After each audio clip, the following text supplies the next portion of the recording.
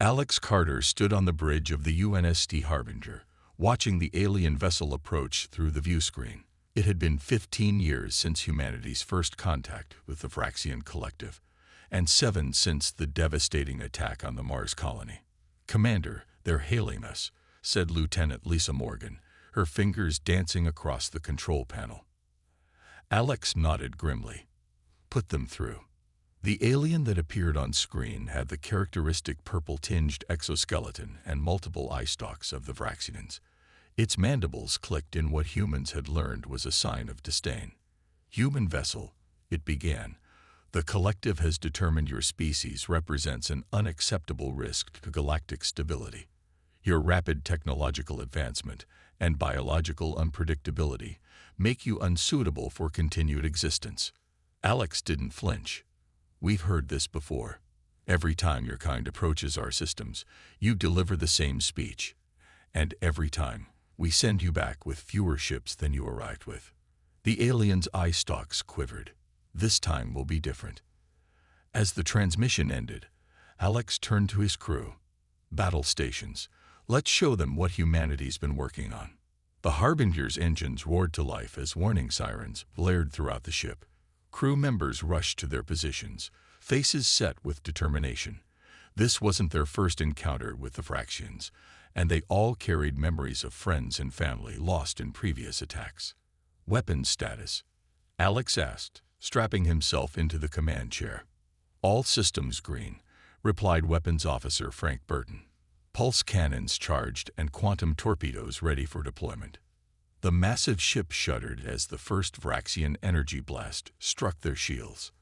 Unlike previous encounters, the shields held strong, absorbing the impact without strain. "Return fire," ordered Alex. "Target their weapon systems. Let's test our new targeting algorithms." The Harbinger's response was swift and precise. Beams of concentrated energy shot across space, hitting the alien vessel exactly where intended. The Vraxian ship's main weapon array exploded in a flash of blue light. "Direct hit," Frank called out, a note of satisfaction in his voice. Lisa's console lit up with new alerts. "Sir, we've got multiple Vraxian vessels decloaking around us. It's an ambush." Alex remained calm, studying the tactical display as 5 more enemy ships appeared, surrounding the Harbinger in a classic pincer formation. "They never learn," he muttered. "Activate the Poseidon protocol." Lisa's eyes widened. "The Poseidon? But sir, it's never been field tested." "No time like the present, Lieutenant." With a few commands, Lisa activated humanity's newest defense system.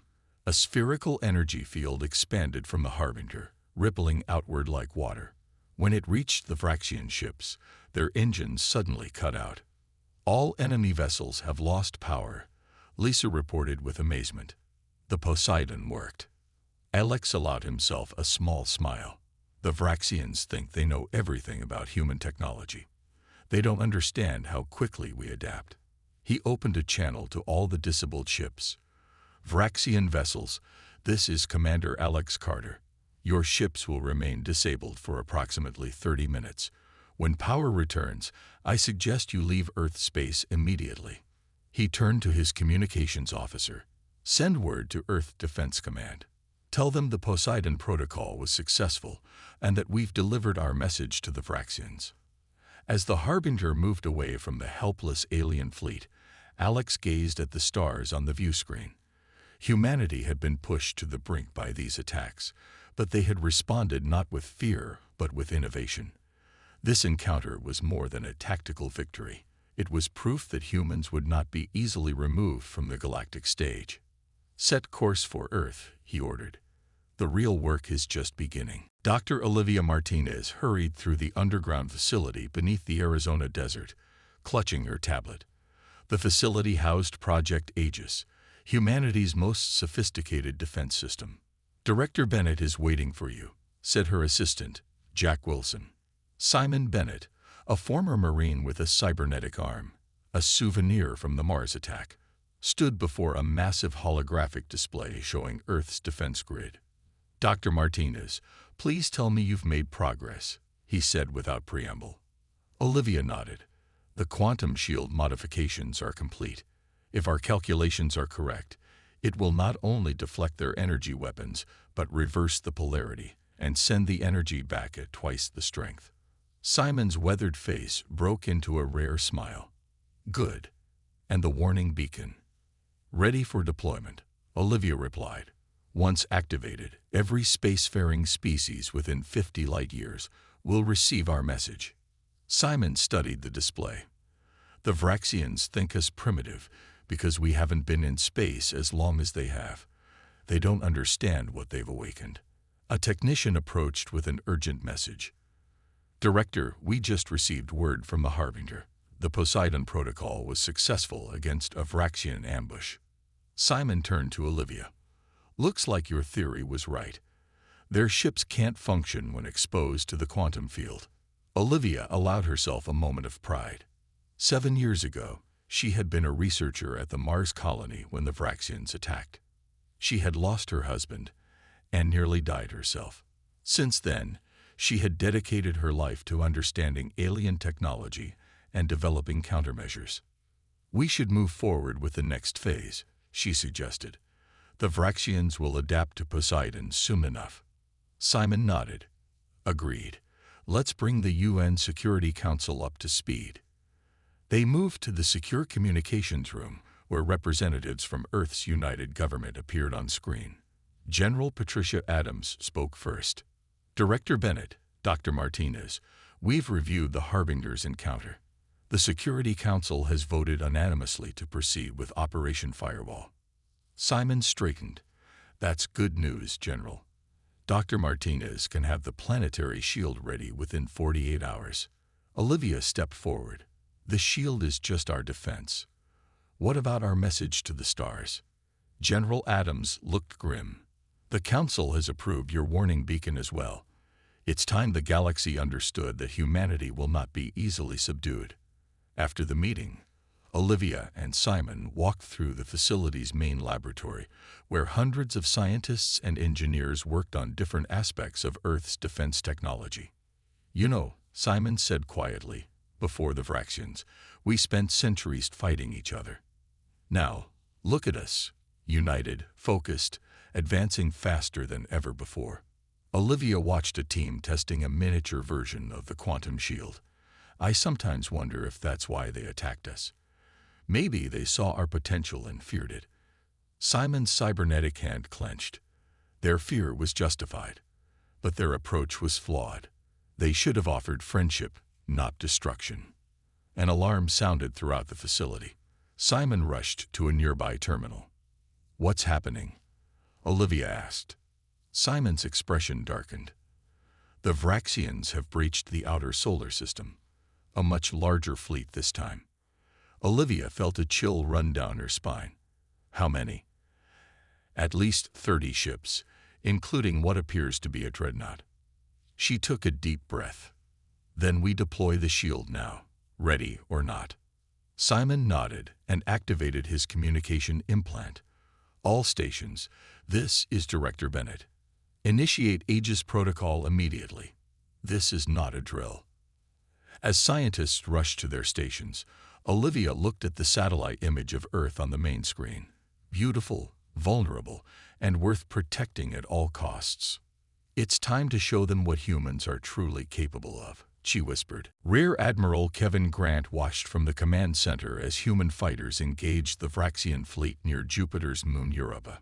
Status report, he barked. Colonel Natalie Reeves gestured at the tactical display. Our new Thunderbolt fighters are outmaneuvering them 3-1. The enemy didn't expect our pilots to be able to withstand such key forces. They never learn, Kevin muttered. They keep underestimating our adaptability. The battle unfolded like a deadly dance, human vessels weaving between the larger Vraxian ships, deploying the new pulse weapons that disabled the aliens' navigation systems. Sir, Natalie said suddenly, the Vraxian flagship is changing position. They're targeting the Europa research station. Kevin's eyes narrowed. Not on my watch. Deploy the Aegis Protocol. A ripple of energy spread from Earth's orbit, reaching Europa just as the Vraxian flagship fired its main weapon. The energy beam struck the invisible shield and bounced back, tearing through the alien vessel. "Message from the Harbinger, sir," announced Communications Officer Ryan Peters. "Commander Carter reports the Vraxians are retreating." Kevin nodded grimly. "Activate the warning beacon. It's time to send our message to the stars." The command center erupted in activity as technicians prepared the quantum beacon. On the main screen, the battle continued. A Thunderbolt fighter piloted by Captain Amy Foster took a direct hit, but managed to eject before her craft exploded. "Send rescue teams for our pilots," Kevin ordered. "I want everyone we can save back home." Beyond the immediate battle, Kevin could see Jupiter's massive form. The gas giant had once seemed like the edge of human reach. Now, colonies thrived on several of its moons, including Europa, where scientists had discovered simple alien life forms beneath the icy surface. "Sir, the Vraxians are launching some kind of pods toward Europa," reported Sensor Officer Mike Daniels. Kevin leaned forward, concerned. "Analysis. Not weapons. They appear to be landing craft. They're trying to put boots on the ground." The Admiral's jaw tightened. "Deploy the ground defense units, and get me a direct line to the Europa Station Commander." The face of Commander Diane Wells appeared on screen, her expression tense but determined. "Admiral, we've detected the landing attempts. Our forces are in position. Hold them off, Commander. Reinforcements are on the way." As they spoke, the human fighters formed a protective barrier around Europa, shooting down the alien landing pods before they could reach the surface. On the ground, soldiers in advanced battle suits stood ready at key positions around the research station. "Sir," Ryan called out, "we're getting strange readings from the damaged Vraxian flagship. Energy spikes off the charts." Kevin recognized the pattern immediately. They're going to self-destruct, hoping to take Europa with them. He hit the emergency broadcast button. "All vessels, clear the blast radius. Europa Station, activate your secondary shields now." The massive Vraxian ship began to glow with unnatural energy. Then, in a blinding flash, it exploded. The shockwave raced toward Europa, carrying debris and lethal radiation. But when it hit the quantum shield that Dr. Martinez had created, something unexpected happened. The shield not only absorbed the blast but channeled the energy, redirecting it harmlessly into space in a spectacular display of light. In the sudden quiet that followed, Kevin addressed his officers. "The Vraxians just discovered that humanity's defenses are far more advanced than they anticipated. Begin cleanup operations and prepare full damage reports." As the remaining alien ships fled the solar system, the quantum beacon activated, sending humanity's message to all corners of the galaxy. The signal pulsed outward like a heartbeat, steady and strong. Kevin looked at the tactical display, now showing the retreating Vraxian fleet. They came looking for an easy victory against what they thought was a primitive species. They're leaving with a very different impression. "Do you think they'll come back, sir?" asked Natalie. Kevin's expression was resolute. "They might. But next time, they'll know exactly what they're facing." The quantum beacon pulsed, sending humanity's warning across the cosmos. "To all sentient species, this is humanity of Earth. We have endured unprovoked attacks from the Vraxian collective. We have defended ourselves successfully and will continue to do so against any aggression. We seek peaceful relations with all civilizations, but make no mistake, we are prepared for war. We are young by galactic standards, but we learn quickly. Every attack against us has only made us stronger. We have now demonstrated our capacity to defend our solar system. This is not a threat. This is a promise. Leave us in peace, and we will do the same. Challenge us, and you will face the full measure of human ingenuity and determination. We are ready. We are waiting. The choice is yours." In the United Nations Space Command Headquarters in Geneva, General Alan Russell watched as the message was broadcast in over 5,000 known alien languages. The quantum beacon used a technology that would ensure the signal could not be blocked or jammed. "Message successfully deployed. reported Communications Director Sharon Miller. We estimate it will reach all major civilizations within the next 72 hours. Alan nodded, his face solemn. This was a turning point for humanity, the first time they had directly addressed the wider galactic community. Now we wait for their response, he said. Sharon looked nervous. Do you think it was wise to be so direct? Some might see it as a challenge. That's exactly what it is, Alan replied. We've spent too long being reactive. The Vraxians attacked us because they thought we would be easy prey. Now everyone needs to understand that humanity will not go quietly. The room fell silent as each person considered the implications of their actions. For 7 years, Earth had endured attacks, learned from them, and developed countermeasures. Now, they were taking the offensive, not with weapons, but with words. In her laboratory beneath the Arizona desert, Dr. Olivia Martinez monitored the beacon's signal strength. Beside her, Director Simon Bennett watched the data stream across multiple screens. Signal integrity at 100%, Olivia reported. No degradation even at the outer ranges. Simon smiled slightly. Your design worked perfectly. Olivia nodded but didn't return the smile. I keep thinking about my husband, about everyone we lost on Mars. Would they approve of this message? Is it too aggressive? Simon placed his hand on her shoulder. Pablo would be proud. Olivia, this isn't aggression. It's standing up for ourselves. There's a difference. Aboard the UNSC Harbinger, Commander Alex Carter stood in his quarters, watching Earth grow smaller as they patrolled the outer system. His ship had been repaired after the battle near Jupiter, with several upgrades installed. A knock at his door interrupted his thoughts. Lieutenant Lisa Morgan entered with a data pad. Sir, we've detected unusual activity at the edge of the solar system. Several non-Vraxian vessels have entered the area. Alex took the pad, studying the readings. Are they responding to our message already? It appears so, sir. They're maintaining distance but seem to be observing us. Alex handed the pad back. Keep monitoring them. No aggressive moves, but maintain battle readiness. As Lisa left, Alex turned back to the view screen. The universe had suddenly become much smaller, and humanity's voice much louder. For centuries, humans had looked to the stars and wondered if they were alone. Now they knew the truth. They were part of a vast, complex galactic community, filled with both friends and foes. The message had been sent. There was no taking it back. Humanity had declared itself ready to face whatever the cosmos might throw at them. We've drawn a line in the sand. Alex murmured to himself.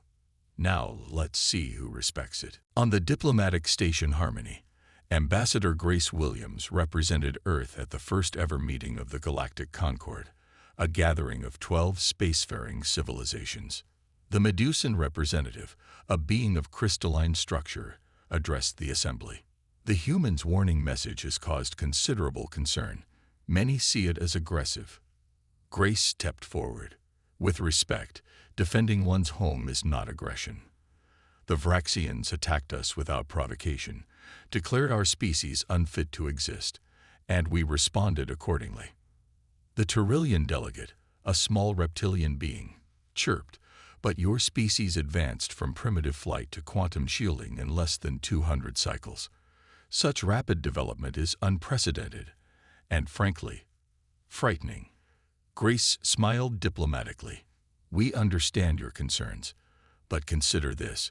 Had we been welcomed into the galactic community rather than attacked, our innovation could have benefited all. The Alturian representative, a biomechanical entity, hummed thoughtfully. The human point is valid. The Vraxians' policy of suppressing unpredictable species has long troubled many of us. As debate continued, Grace received a message on her secure device from Earth Defense Command.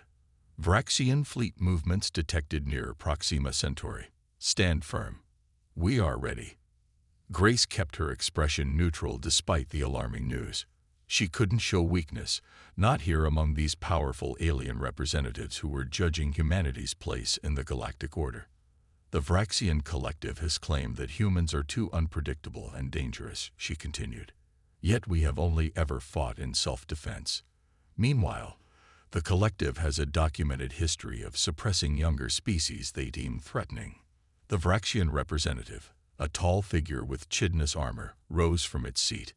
We eliminate threats before they become extinction-level events. Your species developed nuclear weapons before you even left your atmosphere. Your history is filled with warfare and destruction. Grace nodded. Yes, we have made mistakes. We have fought among ourselves.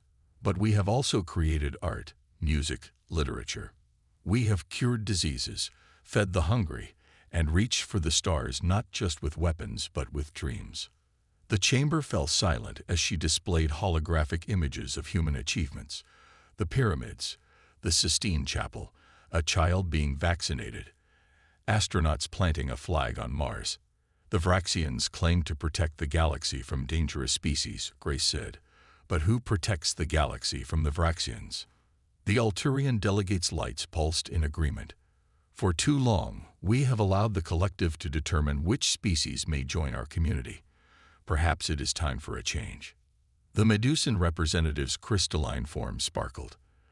The humans have proven themselves capable of defending their system against superior forces. They have developed technologies in years that took most of us centuries. Imagine what they could accomplish as allies rather than enemies. Grace could feel the mood shifting. Several species that had been hostile now seemed curious. Others that had been neutral were becoming supportive. The Tyrillian delegate chittered to its aides before addressing the assembly. The Tyrillian Confederation proposes a resolution that humanity be granted provisional membership in the Galactic Concord with full protection rights against unprovoked aggression. The Vraxian representative's eye stalks trembled with rage. This is outrageous. The humans have barely left their solar system. And yet, the Alturian replied, they have managed to fend off your attacks and send a message that reached across the galaxy. Perhaps it is the Vraxian Collective that should be examined for aggressive behavior, not humanity. As the vote began, Grace stood tall. Whatever happened next, Earth was no longer alone and unknown. They had found their voice among the stars. Her secure device vibrated again with an update. Proxima Centauri Defense Forces deployed.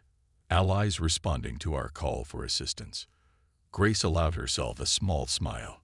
Humanity's warning had been heard, not just as a threat, but as an invitation to those who sought a different path. Commander Daniel Foster led the Earth Coalition fleet to Proxima Centauri, humanity's first extrasolar colony.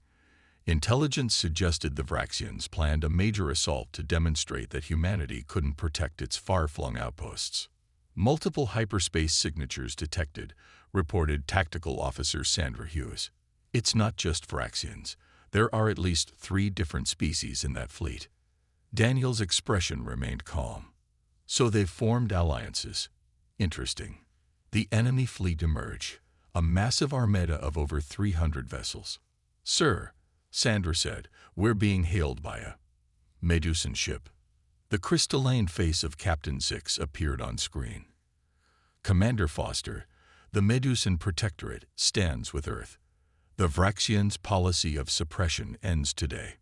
One by one, ships from 5 different civilizations took positions alongside the human fleet. The Galactic Concord had made its decision.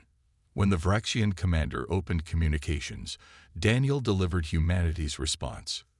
Your attempts to isolate us have failed. Your belief in our inferiority was misplaced. This is your final warning. Recognize our right to exist or face a united front. For the first time in recorded history, the Vraxian Collective retreated without firing a shot. The bridge crew of the flagship UNSC Defender erupted in cheers, but Daniel raised his hand for silence. He had spent too many years fighting the Vraxians to believe this was over. Maintain battle readiness, he ordered. This could be a trick. His second-in-command, Captain Paul Edwards, approached with a datapad. Sir, we're receiving transmission from all our allied ships. They're confirming the Vraxian retreat is genuine. Their sensors detect the enemy fleet has entered hyperspace on a direct course away from Earth territory. Daniel finally allowed himself to relax slightly. Send word to the colony. Tell them they're safe for now. On the view screen, the alien ships that had come to Earth's aid formed a protective ring around the human vessels. The Medusan ships glittered like diamonds in the starlight, while the massive Alturian cruisers hummed with energy. Smaller, faster ships from the Tyrillian Confederation darted between them, their green hulls flashing. I never thought I'd see the day, Sandra said quietly. These species were neutral at best just a few months ago. Daniel nodded. Our warning message changed things, not because it threatened them, but because it showed them we were strong enough to stand up to the Vraxians. Nobody likes a bully, not even in space. Captain Zix requested permission to come aboard, and Daniel welcomed the crystalline being to the Defender. The Medusan captain's body chimed softly as it moved, a sound humans had learned indicated positive emotions. Commander Foster, today marks a turning point in galactic history, Zix said, its voice translating through a small device. For too long, the Vraxian collective has determined which species deserve to exist and which do not. Your brave stand has inspired many civilizations to question this arrangement. Daniel led the alien captain to the observation deck, where they could see the colony on Proxima Centauri, a small but thriving outpost of humanity. We didn't seek this conflict, Daniel said. We just wanted to explore the stars. Zix's crystalline structure reflected the light of Proxima Centauri. That is precisely why you deserve to be among us. Your warning message spoke of both strength and restraint, a rare combination. As they spoke, reports came in from across the galaxy. The Vraxian collective was pulling back from multiple fronts, not just Earth space. Their policy of suppression was crumbling as more civilizations joined the new alliance. We would like to formalize our partnership, Zix said. The Galactic Concord has voted to offer humanity full membership, with all the protection and trade benefits that entails. Daniel looked out at the stars, thinking of all the blood and tears that had led to this moment. I think Earth will accept that offer, Captain, but we'll still keep our shields up, just in case. Zix made a sound like tinkling bells, a Medusan laugh. We would expect nothing less from humans. 5 years later, Earth hosted the Galactic Concord Summit. The skylines of major cities featured architecture from a dozen worlds, and humans worked alongside aliens in research facilities and cultural centers. President Laura Chen addressed representatives from 32 civilizations. The path to today was not easy. We came close to interstellar war, but ultimately, understanding prevailed over fear, cooperation over conflict. In the audience, Alex Carter, now Admiral Carter, sat beside Vraxian ambassador clerks. Their unlikely friendship symbolized the dramatic shift in relations. Your species continues to surprise us, clerks commented quietly. Alex smiled. That's what you feared most about us, wasn't it? Our unpredictability. But you've come to see it's also our greatest strength. Indeed, the Vraxian acknowledged. Your warning message was unlike any we'd encountered. Most species beg for mercy or attempt to hide. You stood your ground and declared yourselves ready. As the summit concluded, a new beacon was activated, not a warning, but an invitation. It carried messages of peace in 1,000 languages, broadcasting humanity's readiness for friendship rather than war. Humanity had earned its place among the stars not through conquest, but through the courage to stand firm, the wisdom to seek peace, and the strength to defend both when necessary. After the ceremony, Alex walked through the Geneva Gardens where plants from dozens of worlds grew side by side. Earth roses bloomed next to Medusan crystal flowers, while Tyrillian vines wrapped gently around trees from Alturia. Dr. Olivia Martinez joined him, her lab coat replaced by formal diplomatic attire. Her work on defensive technologies had evolved into creating systems that allowed different species to communicate and live together. I never thought I'd see a Vraxian apologize, she said, nodding toward clerks who was speaking with other diplomats. Alex nodded. The new collective leadership understands that diversity makes the galaxy stronger, not weaker. They're still cautious, but they're learning. A group of human and alien children ran past, playing a game that seemed to be a mix of tag and hide and seek. A young Vraxian child moved surprisingly quickly on its 6 legs, while a human boy laughed as he tried to keep up. "That's the real victory," Olivia said, watching them. "The next generation won't know the fear we did." Simon Bennett approached, his cybernetic arm now a more advanced model that looked almost natural. "Admiral, Doctor, they're ready for the demonstration." They walked to a large open area where a small version of the quantum shield generator stood. Once a weapon of war, it had been modified to create safe habitats on worlds with hostile environments. With this technology, Simon explained to the gathered representatives, we can establish outposts on planets that would otherwise be impossible to live on. Humans and Medusans can share the same space despite our completely different atmospheric needs. President Chen activated the shield, creating a dome that separated the air inside from the air outside. The delegates applauded, recognizing the potential for cooperation. Later that evening, at a reception overlooking Lake Geneva, Alex found himself standing next to Daniel Foster, now Earth's Chief of Defense. "Did you ever think we'd get here?" Daniel asked, watching the diverse crowd of beings mingling peacefully. Alex shook his head. "When I sent that first warning message, I just wanted them to leave us alone. I never imagined we'd end up leading a galactic alliance." "It wasn't just the warning that did it," Daniel said. "It was that we backed it up. We showed them we were strong enough to fight, but wise enough to prefer peace." As the Earth's moon rose over the lake, its light reflecting off the crystalline structures built by their new allies, Alex thought about how far they had come. From a species fighting for survival to one helping shape the future of interstellar relations. The quantum beacon that once carried humanity's warning now broadcast a different message to the stars. Earth was no longer just ready and waiting.